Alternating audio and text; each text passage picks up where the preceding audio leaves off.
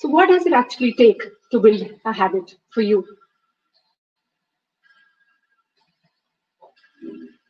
So most often than not, so most often people think that habits are formed by going at it day in and day out, pushing ourselves, grinding through it with motivation, willpower, grit. And we stick to it for a few days and then we relapse back to our old ways faster than it took us to get to that place, isn't it? It's always that stressful grinding. Yeah, it's always, we still have troubles when we go, we have challenges when we go about it. But in reality, habit building can be fun. It can be playful and it can be liberating. So we are here today to discover simple tricks on how to do this using a 5-step game plan to strategically build or break habits while having fun, being playful, and without all that grinding. And towards the end of this talk, I will give you a template to take away and implement in your own lives. So let me just introduce myself very quickly. So I am Pragnya, and I help professionals perform at their best, even when they are challenged by lack of time, motivation, or direction. And is it all right if I can share a little bit about how I got here while I train you in the important distinctions you have that you need to have the success that you came here for? Thank you. So, until a few years ago, I was the poster girl for bad habits. I slept when I felt like it, ate all the junk I could, and exercise, reading, meditation, and stuff like this was not a part of my world. I was a self proclaimed lazy couch potato. And I was never bothered by it. It was okay. And my life was okay. I was okay. So why really, care about it? It was like that. And all of that changed when I had a baby. That little bundle of joy brought with him lots of happiness, lots of love, and sleepless nights. Everything was out of order. Each day was a blur. I was exhausted and I thought my life was over. I just needed sleep. And so I started everything I could to get more sleep in. I would sleep whenever I could, then I would do everything I could possibly think of. I was trying to, just get more sleep in my entire schedule. But no matter what I tried, I was still exhausted and I was still tired and I was still sleepless. And throughout the entire process, while I was trying and experimenting with things, I realized how powerful our habits actually are. And how they can shape everything we want to do, we want to achieve, and it can make us do them all better. So habits are really, really powerful. And the more I got into it, the more I realized that it all came down to 5 elements, which put together give us a strategic game plan. And I have used this game plan to help me build habits, to get things done, take more action, and much more. And I went from being a couch potato to walking 10,000 steps a day, to reading a book a week, and to waking up at 5 a.m. every day. Yes, the same person. And I did it without stressing over it or, grinding on it for days. And I did it while having fun and actually enjoying the entire process. I'm wondering if you would be curious about what this game plan is, and how you can incorporate it and get your own desired outcomes. So who here is curious about that? Type in yes in the chat box if you are. Keep engaging. Keep letting me know what you're getting out of this talk. That would be amazing. Yes, Hannah says yes. Thank you. So let me start with a little exercise. Okay. So how many of you can recall in exact detail everything you did yesterday? From the time you woke up till the time you slept. What did you do? What happened throughout the day? Take a moment to really reflect on that. Now, I'm getting to bed, and the chances are that most of us and not many of us are very comfortable with this exercise. But even we may recall some some high level activities that we did. We really can't recall, every detail that's happening. We can't recall everything. So this happens because we go about our days almost robotically every day. We don't really put our mind to it. We don't really pay attention to what we are doing or how things are around us, what is going on. And generally, we don't know where we are at that moment. And if you don't know where you are, how will we know what we need to do to get where we want to go? So that is why awareness is the first step of the 5 step game plan. So what are you trying to achieve? What is stopping you? What can help you? Taking stock of your current situation in a very non-judgmental way. This is not about beating yourself up or self-sabotaging your own efforts or your progress that you have made. It's really about understanding your starting point. So from here, where can you go? So for me, my lack of sleep was because of my baby, right? Very straightforward. But not really. When I took stock of what was going on and why I was struggling so much, I realized that I had bad quality of sleep. I was getting enough hours actually throughout the day, but it was just very bad quality and it wasn't helping me, regenerate or actually get ahead with what I want to do. So I could narrow down to extremely specific actions when I actually started becoming more aware of this. And I could realize that, all this was happening because I used to eat just before going to bed. I used to use my phone in the bed a lot. And I had very irregular bedtimes. And until I stopped to reflect and understand why my sleep was so hard, I couldn't really do much about it. And without this understanding, without this starting point, we really don't know how we can leverage our abilities and we end up pushing ourselves too much and sometimes in the wrong direction. This is why we start with awareness. I met a friend once, at a park, and we decided to, catch up again someday. You know what? That someday never happened. And we bumped into each other again after a couple of months at the same park, and we just laughed about how busy we each were. And this time, we decided and we discussed, that okay, let's meet at my place 6 p.m. on the coming Thursday. And you know what? We met. Despite all of our busyness, we met. So what changed between the first time and the second time? The first time we were just very vague about what we wanted to do, but the second time we were very specific and we knew when, where, how. And this helped us actually make it happen. So the same applies to habits. What action can you take? Where will you do it? When will you do it? How can you do it? And what will trigger you to do it? How will you fix your potential pitfalls that may come up? Just being aware of all this. So this step is really about gather. The second element of the game plan, gather. Is gather your thoughts, your resources, your plans. Gather all of this together and actually have a streamlined process to the entire system. So I would use this a lot when I started reading. So I would actually fix a time and a place and I would pick a book and make it very visible for me. And I would make sure that this was at a time when I took care of other distractions around me. And when I did all of this, and for me, then giving a book a week became a piece of cake. And the gather phase, it's really where you get control back in your own life. Uh, yeah, I believe you're having some issues. Okay, so I tried to, I think I'm with your audio, but let's just see if you can just refresh the screen or something because I don't see any settings that I can change from my side for that. Okay, okay, thank you. Okay, so now I have another question for you now. So have you ever talked yourself out of something that you should be doing? In that moment when you really want to take some decision, but there is this voice in your head that is making up all the excuses, it's telling you reasons why you should not do it. It's, giving you options that are easier, it's giving you other things to do, and you're actually just talking to yourself a lot. And we become our worst enemy when it comes to these decisive moments, and we end up self-sabotaging all our efforts that we have actually made. We become the best salesperson in the world and we can convince ourselves anything.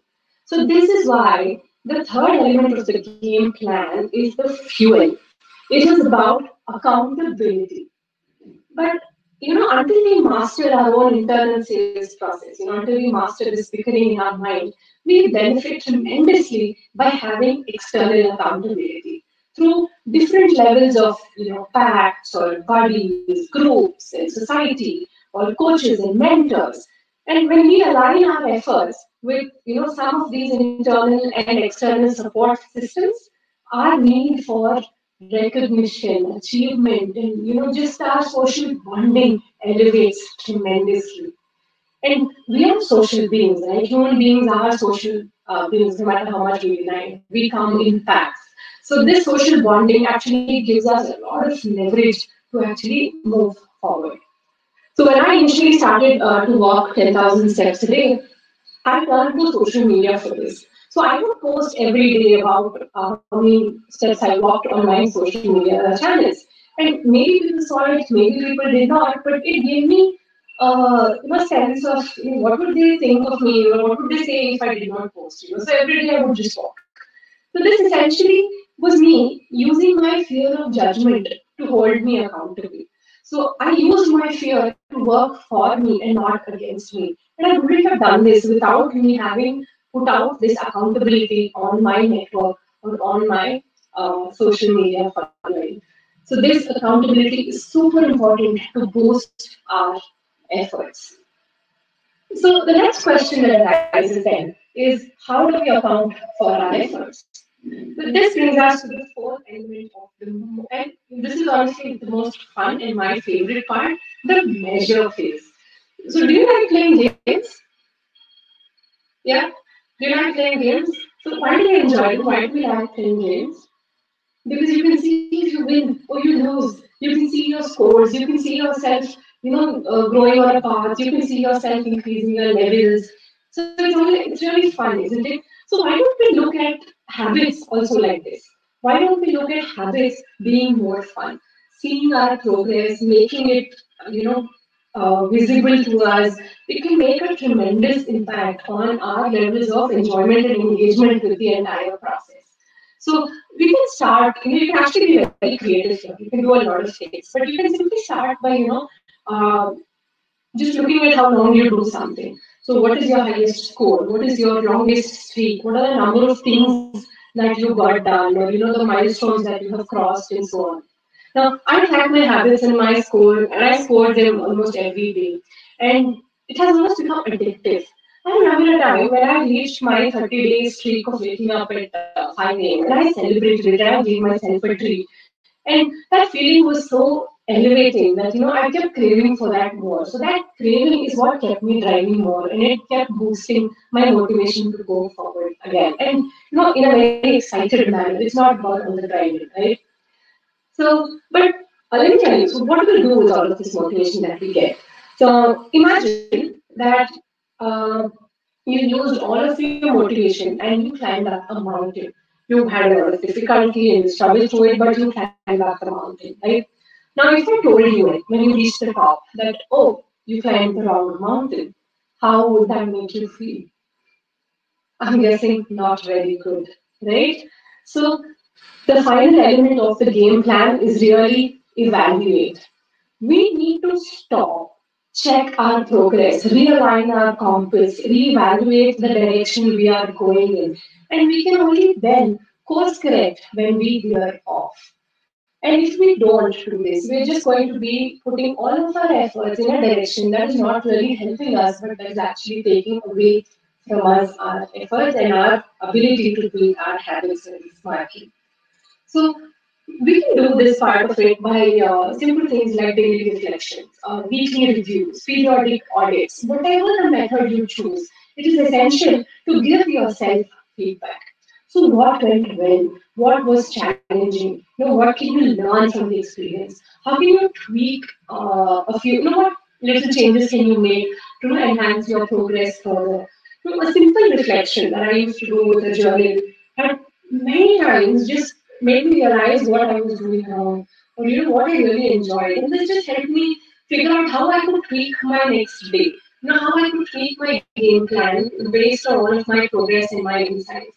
And it just made the game plan more stronger and more robust. And this helps it become like this cycle of smooth flow that keeps you going on and keep trying to build up your habits.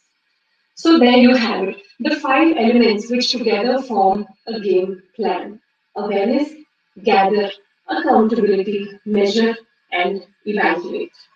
So these elements have tremendous impact in their own way. They literally play with our science. They play with our biology, with neuroscience. They essentially leverage on our psychology. These are all little tips and tricks that all come together. And there's a lot of science behind all of this. And this is not something that I came up with. I am just curating things from various thought leaders and habit experts out there. But I had tremendous breakthroughs with this approach, and so have my clients who I have worked with. And I want to ensure that you get that benefit too. And that is why I have put it all in the form of a template, which you can take away today for free because you have been amazing and you have attended the Better Habits conference. Now, you can get this template. Let me just type it in the chat box. Yeah, so you can get it from this link. So this will be available for free, and you will be able to take this away. So this game plan is really simple, but it's not necessarily easy. So there is some effort that you have to put into it in the right direction. But this effort is the right kind of effort. You're making it in the right direction. And having a strategic approach to the entire thing, building in elements of fun and learning, and to ensure that you make it foolproof and effective. Now, you will be thinking, this is a lot of work. Like, we are trying to automate tasks by making it a habit, right? So that we can stop thinking about it. And then here's this girl, she's standing there and she's telling us to think more about it. And technically, the entire concept stems from the need for us to actually put in a little bit of thought before our actions. Understanding what impact it is having on us and tweak it to incorporate more of what we enjoy and reduce what we don't in order to make the whole process more enjoyable and more lively. Now, habit building, isn't a one-off magic pill. It takes effort, right? You are right now because you have been building on your habits. There is some effort that you have to put in. So just put it in the right direction. Put in the right kind of effort. And I love playing games. And if you do too, then the game plan is essentially that. A game which you can design with your own rules. You can design with your own inputs and your own rewards, your own mechanisms of how you win or lose, and have fun with it. Build your own habits, own your actions, own your days, and own your lives because you deserve it and you owe it to yourself to do your best. And honestly, I am sure you are not even scratching the surface of the true performance that you can actually bring to this world. So keep working on it, but then have fun in the process and have a game plan because you, my friends, are awesome and you can actually do it. And that is why you're all here and not the million people who are on this earth, but you are here and you are taking action. And that is why you are amazing. So that brings me towards the end of my session. So if anybody has any questions, I'll be more than happy to take it at this point. And if you haven't gotten the template yet, the link is in the chat box. Please feel free to go download the template, go through the different elements of the game plan. It's essentially a process of putting a little bit of thought before your actions so that we can be more mindful and more thoughtful about how we are going ahead with that habit building. So whether you want to build new habits, break old habits, whatever it is, this plan is your, what do I say, go-to place because this is where you will be having so much fun. The initial effort required to just design it, but eventually you'll realize you're having so much fun with it and you do elements of this in different aspects, I'm sure. So putting it together actually leverages the entire experience for you. So if anybody has any questions, any comments, anything you want to go deeper in, please let me know in the chat box. We still have time. And we have kept some open space in this speech so that we can actually incorporate your comments.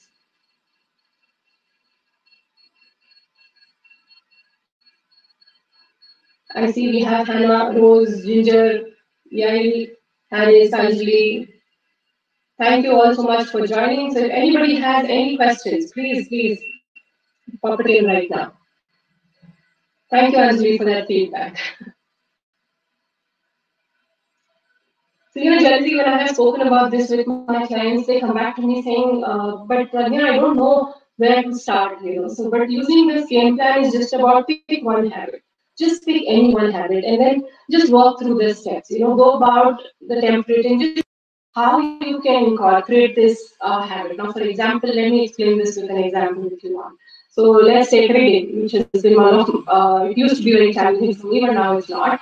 So when I say I want to read it, um, sorry, yeah. So when I said I wanted to read, so what I would do initially do is actually be aware of, why am I studying reading? What have I been doing wrong? And I realized that the more I dwelt into it, I realized that I would usually pick books that were too technical for me. Then I never got into the habit of reading because I started reading books that I did not enjoy that much. So then I shifted the kind of books I read. And once I found a book that I actually enjoyed, it kept me going. And similar books to that same kind of book, it just gave me more boost. And then I gathered all my thoughts. I gathered time and space, like I told you. So I would actually sit, on that chair at a certain time of a day. Especially when my husband is available to take care of my baby. So all of this would, just elevate my entire experience. And accountability, I would do this because I joined the book club. I would do this because I would actually commit to my husband that I will come back every day and teach you what I learned from that book. So small things like this actually made me more excited about reading. And of course, I evaluated every day. I measured how many pages I read. I measured how many books I read. And to date, I've almost read about 20 books in the last, 4-5 months. So that's actually an amazing progress for somebody who hated reading, right? So I see some questions here. So let me just go through them. So do you have a chart or something you use for yourself every day? Yes. So I have a tracker, which is part of the template that I have given you. So it's just a simple tracker with tick boxes. So I use that, and I also use, you can see them on the wall in the background. So I just use sticky notes where I put in my set points. So where I measure what is my high score. So this is like your typical game where you see a high score, right? So what is your high score? So my normal streak would be there on that thing. So if I beat it, then I change the score there. So simple things like that. Okay, so next question. I'm stuck in 2 to 3, but just asked a friend for accountability, so maybe that will help. Yeah. So friends are great for accountability, but let me also tell you something. The friend should also be invested in the process as much as you are, because see what happens generally we tend to go to our closest people who don't show us our things. So for example, I used to count on my father to wake me up when I had to wake up at a certain time. So when he would come to wake me up, I would be like, okay, give me 5 more minutes. And some of the fatherly love would overtake his commitment to wake me up, and he would be like, okay, let her sleep. So he wouldn't make a good accountability buddy for me for that instance. It's really about understanding who is invested in the process as much as you are. Somebody who will really push you. But accountability seriously is a game changer. If you get another person, another group that you can join, another mentor or coach, somebody who's actually with you in the process, who's actually going through the same journey, it's a game changer. So how many habits can I focus on per month to change? Well, Rose, this is generally very subjective. So there is no ceiling number saying you should do only one or you should do only two. It's about understanding how comfortable you are. So I have run this group coaching challenge called the Habit Game, which I do. So we started with 5 habits with a group of people. So we started with 5. Some people found it a little too challenging. They were like, I'm not able to do 5. But some people were like, 5 is very easy. So then they went on to do more than 5. So it's really about finding your balance. So I would suggest to start with something. Start with 3 or 5 simple habits which you can actually do. But I wouldn't suggest one because then it's not challenging enough for you, or it's too trivial for you to forget. So there is a lot of chance of that happening. So just enough to keep you challenged, but not overload you entirely. It's about finding that sweet spot between what you actually enjoy doing and where you're actually getting bored. So that's where your optimal is. And this optimal will be different for everybody. Yeah. Okay. Genius commenting, oh yeah, the friend is actually not someone I know, just another artist who is also trying to build their habit. Yeah, that's possible. So if somebody is, you don't have to know the person, it's just that that person should be, invested. That's the point, yeah. Buddies are really good, absolutely. I'm looking forward to measuring. I think that will help gamify somehow. Definitely. See, what you measure also can matter a lot. So it's generally not your end goal. So what most of us do is, okay, have I walked 10,000 steps a day is the goal. Now, so when we have a very fixed goal and we're not doing it right, what we tend to do is we tend to find shortcuts on how to make it happen, which is good. But if you're actually cheating in the process, then that's not good, right? You're not going to be building a habit. So measure your level of commitment to it, right? So today, suppose for example, you start by mentioning how many steps I walked today. So I walked, say for example, 5,000. Then tomorrow, can I do a little bit more than 5,000? So can I challenge myself? So I did this yesterday, so can I do better? Or can you say, okay, 5,000, but I finished 5,000 at 10 p.m. in the night. So can I try and finish it at 9 p.m. So these kind of little challenges that you can set yourself to just change, to just challenge you slightly more than usual. That can be very effective in actually helping you progress on the game plan. Measure is actually my favorite part. I love tracking my stuff because the thing is, but we tend to beat ourselves up a lot when we miss once. But that's okay. The idea is don't miss again. So when you miss, really reflect on why did you miss, what challenge went, what challenge you today, and how you can overcome it tomorrow, and see and tweak your game plan. Go back to your gather phase and see, oh, I missed this in my stage of reflecting on potential pitfalls. So then reflect on it and then go back. So it's like a cyclic process. So you measure, and when you progress, good, you give yourself a pat on the back, you set your benchmark higher and higher. But when you fail, you question why you fail, you question how you can actually not fail again, and then incorporate it to move ahead. I hope that helps. Alright, Anjali, yes, often changing a habit requires changing a couple of other things that are linked to it. For example, if you want to get to better time, linked to that are activities prior to that also need to happen in a timely fashion, such as eat dinner at the right time, so it's better to take care of those. For example, is two habits at right. Exactly. So these are actually leverage habits. So generally, for me, waking up earlier was a big change in a lot of things throughout the day. So it is definitely something I definitely relate to. So when I started waking up at 5, it was for me essential to start winding up sooner, for me to have a better, stronger bedtime routine. So doing other changes actually help you in this. So it's not necessarily always, that's the entire thing I'm trying to explain here. So if you say you want to get up at 5, what do people normally do? They would set an alarm at 5 and they would push themselves, force themselves to get up, and they will go all out and try. But then essentially it's about, okay, why am I not getting up at 5? Is it because I'm not getting enough sleep? Is it because I'm feeling too tired? Is it because I am not motivated enough, or I'm not rewarded enough, or I'm not feeling good about waking up at 5 because I don't have anything to do at 5 o'clock in the morning? So what actually is working for you? So what worked for me was I used to attend sessions, or I used to sign up for classes which were held in the other side of the world. So usually the other side, for example, if they did it in 6 o'clock in the evening, for me it would be 6 o'clock in the morning, right? So for me, I had to be ready for that session. So for me, that was also an added accountability because I had to show up for that session at 6 o'clock in the morning. So I gave myself something to do. So I would actually wake up, and this actually made a lot of difference for me. So initially, yes, I struggled with going to bed on times that I would not get enough sleep, but then I would actually take naps and do that. But you slowly start tweaking, and you say to make this habit happen, what are the other pitfalls? I'm not falling asleep on time. Very good. So what are you changing that? You're changing your dinner time. You're trying to eat earlier. You're trying to get back home earlier. So it's an entire cycle. Definitely, I totally agree with you. Actually, that's exactly what you're saying. So that's why I said you cannot just focus on one habit because that will streamline things too much, and you have to just open up and be open to other things changing as well. So these are all keystone habits which drive other changes as well. Yeah. Yeah, I like the idea of giving yourself something to do that is linked to changing a habit. Yeah. Okay.